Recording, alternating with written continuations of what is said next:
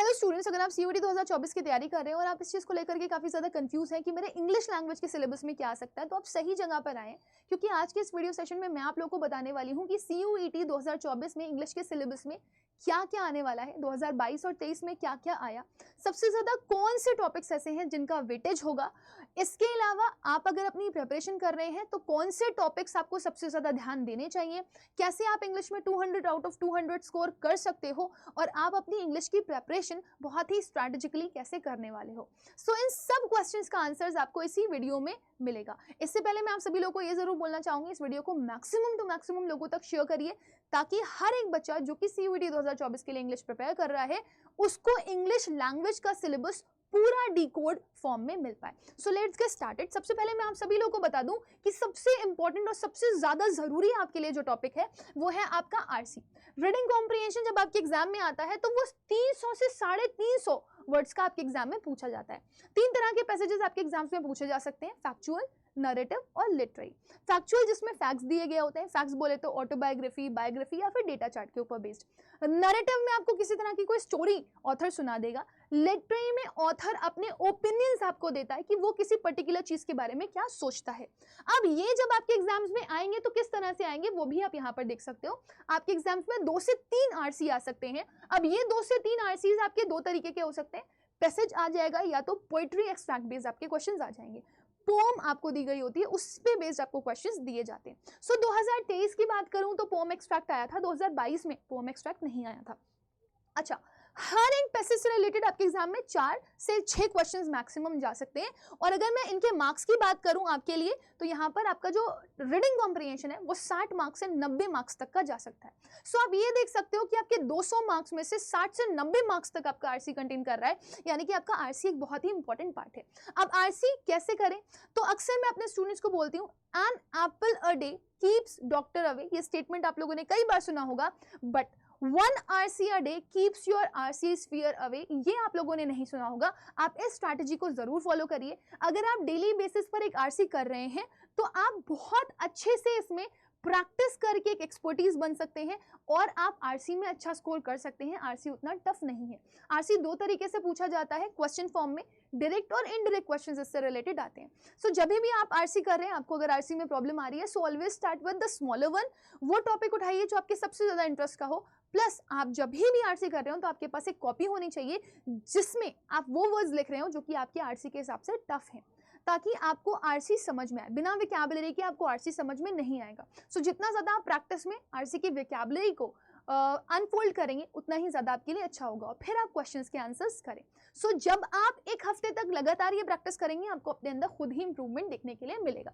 Second topic पे हम आते हैं, दैट इज वर्बल एबिलिटी। अब ये वर्बल एबिलिटी अपने आप में ही बहुत बड़ा, बहुत वास्ट टॉपिक आ जाता है, क्योंकि ये बहुत सारी चीजें अपने अंदर समाये हुए हैं। वर्बल एबिलिटी मतलब पूरा वर्बल पोर्शन इंग्लिश लैंग्वेज का। वर्बल पोर्शन बहुत बड़ा है। एग्जाम में अगर आप क्वेश्चन देखेंगे इससे रिलेटेड तो आपके क्वेश्चंस 5 से 7 आपको मिल सकते हैं मैक्सिमम। इससे ज्यादा मैं नहीं कहूंगी कि वर्बल एबिलिटी से मिलेगा, लेकिन वर्बल एबिलिटी अपने आप में टॉपिक बहुत वास्ट है। वर्बल एबिलिटी में आपका स्पॉटिंग एरर आ जाता है। स्पॉटिंग एरर क्या होता है, एक सेंटेंस आपको दिया जाएगा, उस सेंटेंस को ये 4 पार्ट में डिवाइड कर देंगे और आपसे पूछेंगे इसमें से कौन से वाले पार्ट में जो है वो आपका एरर है। अगर आपको लगे कि आपके किसी भी पार्ट में एरर नहीं है, ना ए में, ना बी में, ना सी में, तो आपका नो एरर आपका आंसर हो सकता है। दूसरा, आपको सेंटेंस इंप्रूवमेंट दिया जा सकता है। सेंटेंस इंप्रूवमेंट में आपके पास एक सेंटेंस दिया गया होता है जिसमें आपको कोई भी फ्रेज अंडरलाइन करके दे दिया जाएगा, हाईलाइट करके दे दिया जाएगा, ठीक है ना, या फिर वो ब्रैकेट फॉर्म में दे दिया जाएगा और उसके लिए आपको 4 ऑप्शंस दे दिए जाएंगे, जिसमें से लास्ट ऑप्शन होता है आपका नो इंप्रूवमेंट का। हो सकता है कि इस ऑप्शन को रिप्लेस करके आप ए बी सी में से कोई करेक्ट आंसर ढूंढ लो, लेकिन अगर आपको लग रहा है इसमें से कोई भी करेक्ट आंसर नहीं है तो फिर आप नो इंप्रूवमेंट के लिए जा सकते हो। तो अब ये जो स्पॉटिंग एरर है, ये जो सेंटेंस इंप्रूवमेंट है, ये कौन कौन से टॉपिक के ऊपर बेस्ड होता है वो मैं आपको यहाँ पर बताऊंगी।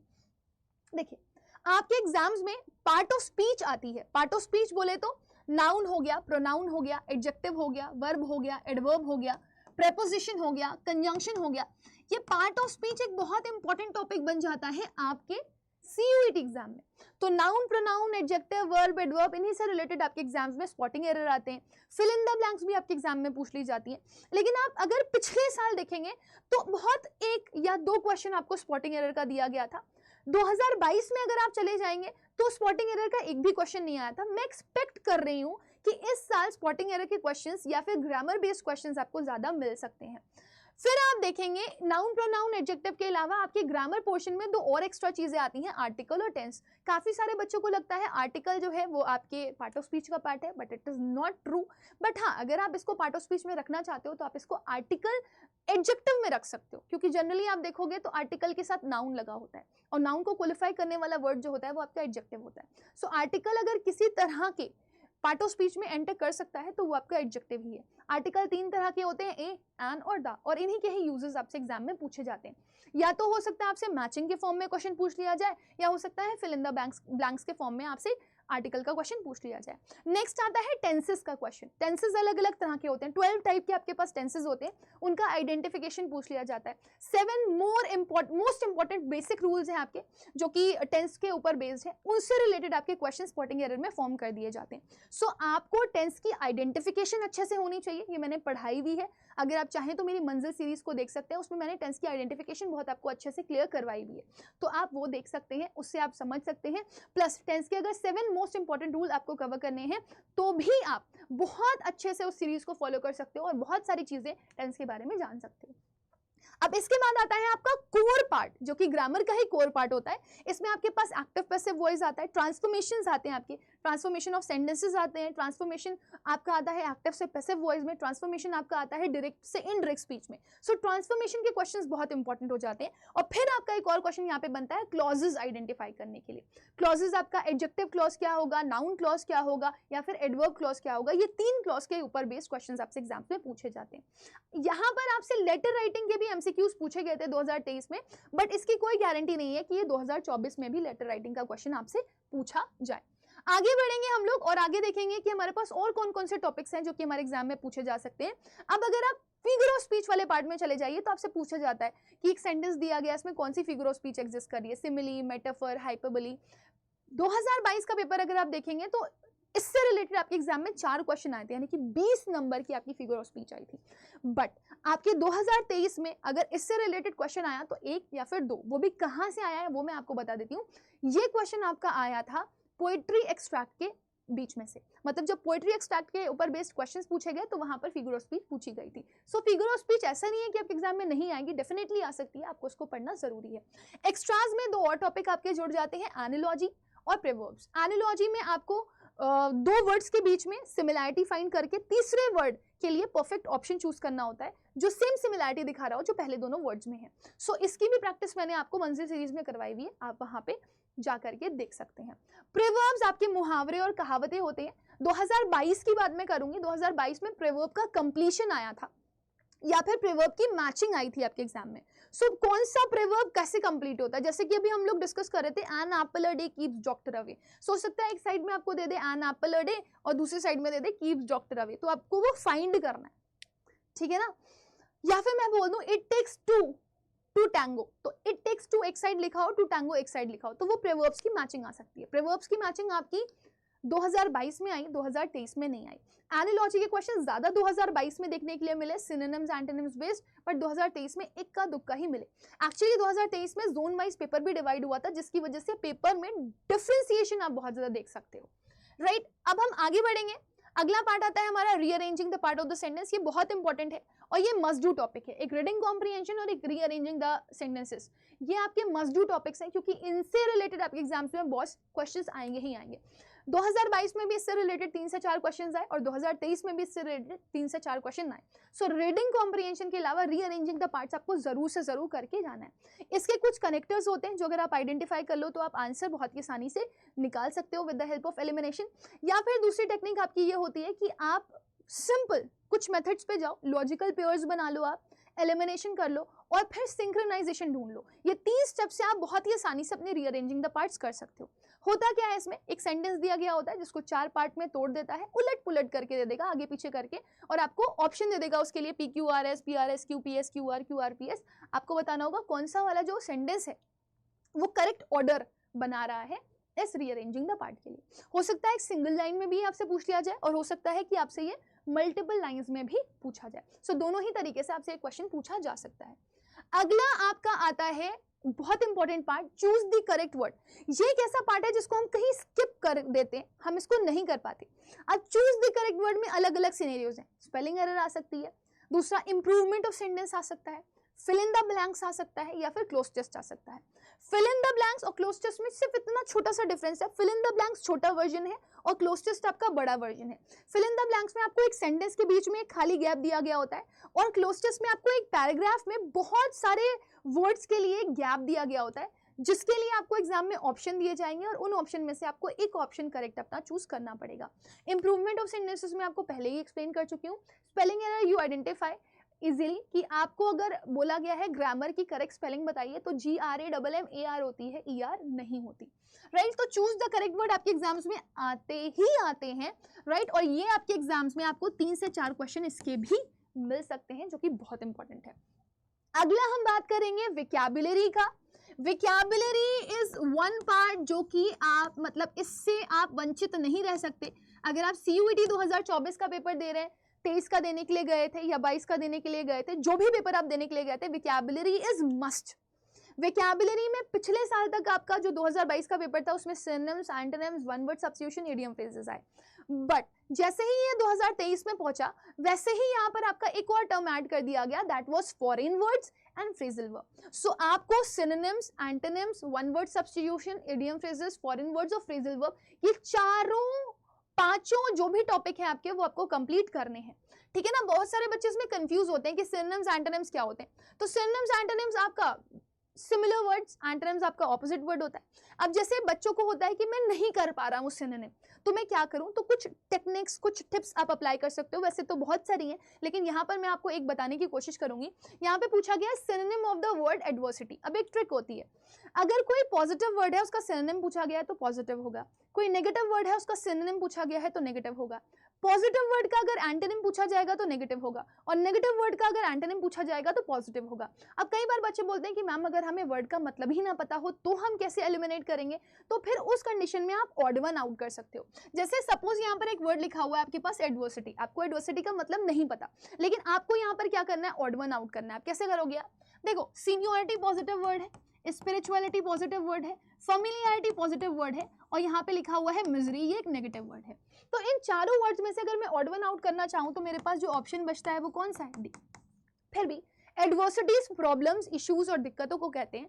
आप यहाँ पर कंफर्मेशन तब दे सकते हो जब आपको विकैबुलरी पता हो, और विकैबुलरी आपको पता कैसे होगी, या तो आपको कुछ ट्रिक्स आती हो जिनसे आप बेस्ट ऑफ बेस्ट विकैबुलरी को कर सकते हो। सुबह मैं एक सेशन ले रही हूँ विकैब रोजाना वाला, आप सर्च करेंगे विकैब रोजाना बाय रुबैका मैम तो आपको प्लेलिस्ट मिल जाएगी, उसमें मैं आपको ट्रिक्स पढ़ा रही हूँ विकैबुलरी की, तो आप उनको अप्रोच कर सकते हो, उनको फॉलो कर सकते हो, उससे आप मैक्सिमम विकैबुलरी अपने एग्जाम की कर लोगे।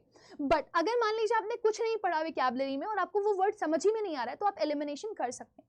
सीनियरिटी, स्पिरिचुअलिटी, फेमिलियरिटी, तीनों ही पॉजिटिव वर्ड थे, मेरे को एक नेगेटिव वर्ड चाहिए था, ऑड वन आउट चाहिए था। एडवर्सिटी प्रॉब्लम्स, इश्यूज, दिक्कतों को कहते हैं, मिजरीज भी प्रॉब्लम, इश्यूज, दिक्कतों को ही बोलते हैं। तुम्हारा आंसर क्या हो गया, तो नेगेटिव वर्ड का सिनोनिम नेगेटिव मिल गया हमें, this was a word which was negative.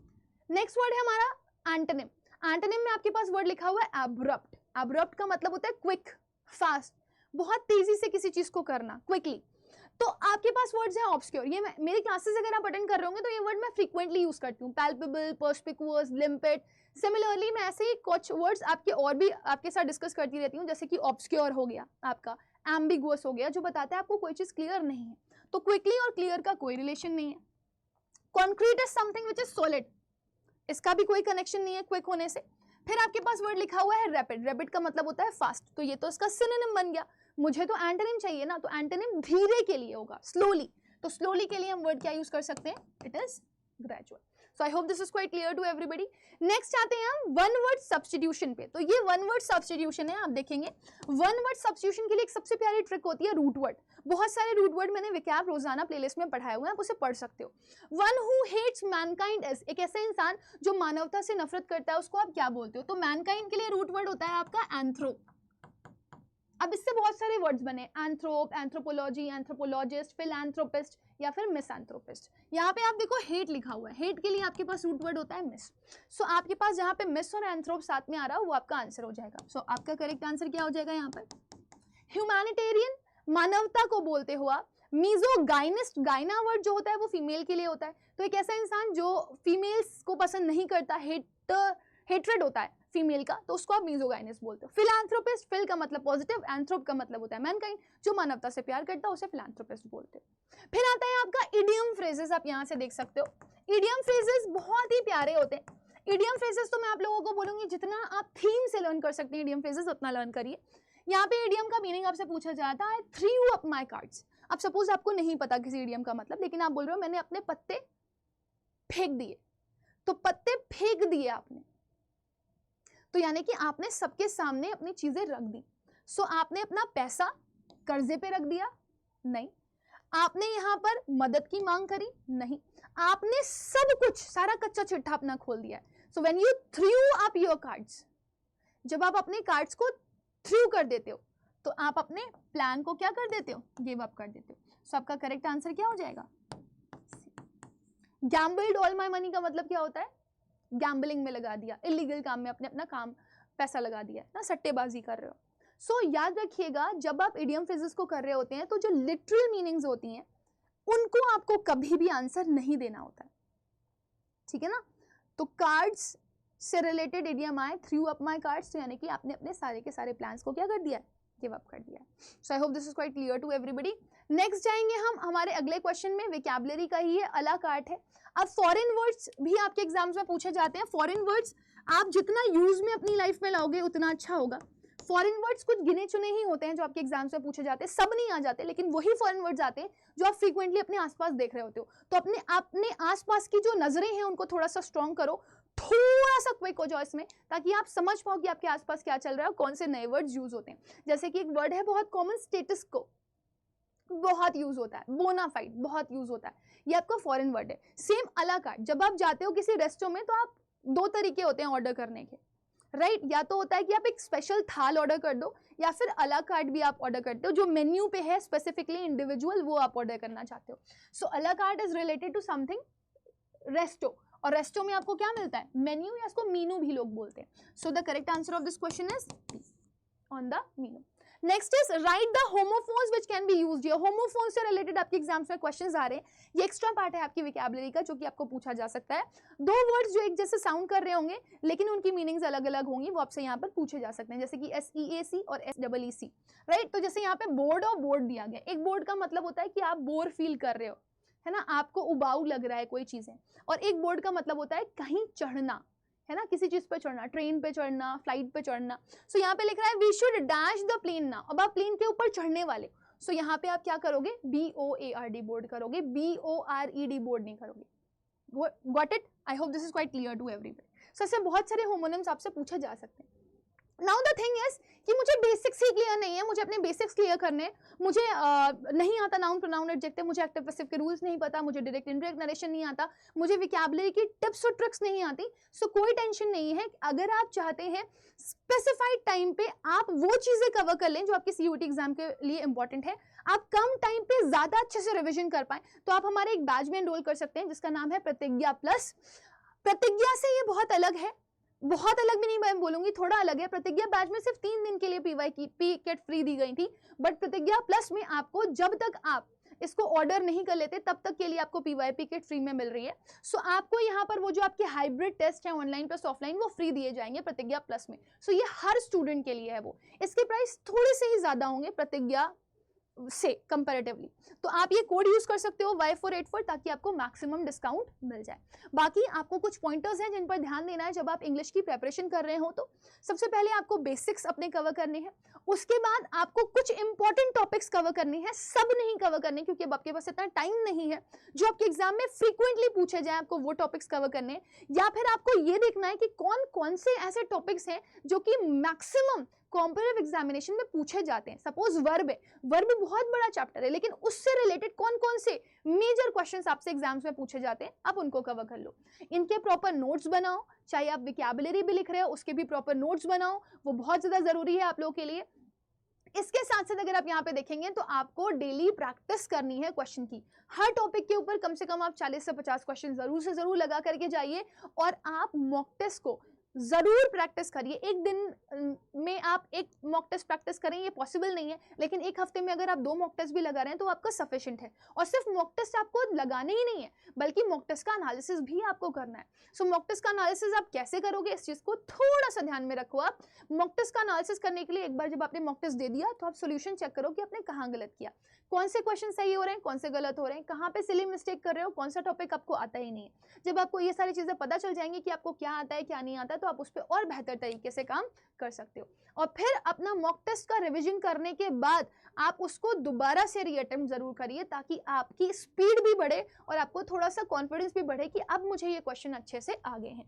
So I hope guys आपको इतनी क्लैरिटी मिल गई होगी। बाकी अगर आप में से किसी भी बच्चे को प्रतिज्ञा प्लस बैच में एनरोल करना है, जो कि एक फ्लैगशिप बैच है जिसमें हम हमारे स्टूडेंट्स को full out of full score करने की गारंटी देते हैं, अगर हमारे साथ बच्चा 100% क्लास अटेंड कर रहा है और पूरी वो चीजें फॉलो कर रहा है जो उसके फैकल्टीज बोल रहे हैं, तो यहाँ पर आपको 100% हाईलाइट की गारंटी दी जाती है। सो अगर आप अपनी बेस्ट प्रिपरेशन करना चाहते हैं और CUET क्लियर करके टॉप यूनिवर्सिटी के टॉप नॉच कॉलेज में पहुंचना चाहते हैं, तो आप इस बैच में एंटर कर सकते हैं। प्रतिज्ञा बैच को ऑलरेडी बहुत सारा प्यार मिला है और वो लिटरली इतना सारा ट्रस्ट जो आप लोगों ने दिखाया है, वो कहीं ना कहीं आपके सीनियर्स का और आपका कमाल है कि आप इस चीज को मान रहे हो कि आपके जो टीचर्स हैं वो आपको बेस्ट ऑफ बेस्ट कंटेंट दे रहे हैं। हमने आपका प्रॉमिस हमेशा से निभाया है, आगे भी निभाते चले आएंगे। आप ऑल कोर्सेज में जाएंगे, UG PG एग्जाम्स में जाएंगे, जैसे ही UG में जाएंगे you have all the PACS.